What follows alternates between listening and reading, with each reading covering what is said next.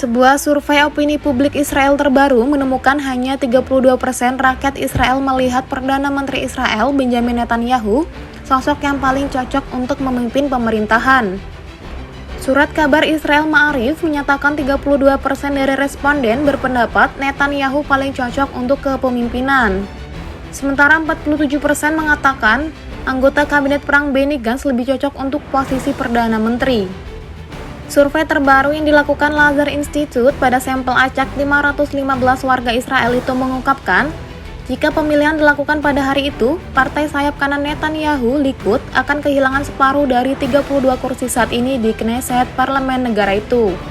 Sementara itu, Partai Persatuan Nasional yang dipimpin oleh Gantz akan memperoleh 40 kursi dibandingkan dengan 12 kursi saat ini, dengan total oposisi mencapai 71 dibandingkan dengan 44 yang dimiliki oleh partai yang mendukung pemerintah.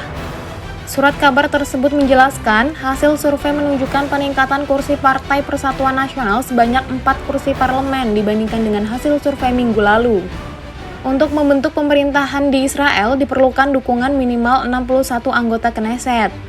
Perpecahan di dalam pemerintahan Israel semakin meningkat antara menteri yang mendukung kebijakan Netanyahu terhadap serangan Israel atas Gaza dan yang lainnya berusaha untuk mencapai kesepakatan guna memastikan pembebasan tawanan yang ditahan oleh kelompok Palestina Hamas.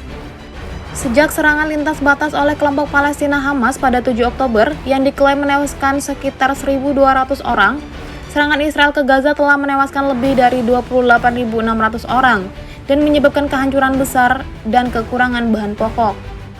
Perang Israel di Gaza telah mengusir 85% dari penduduk di tengah kekurangan makanan, air bersih, dan obat-obatan yang akut, sedangkan 60% dari infrastruktur enklave tersebut rusak dan hancur menurut PBB.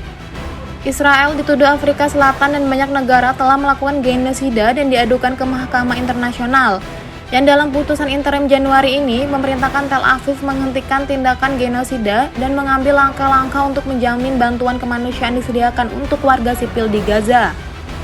Meskipun mendapat protes internasional, Israel berencana untuk melakukan invasi darat ke Rafah yang menampung sekitar 1,4 juta pengungsi.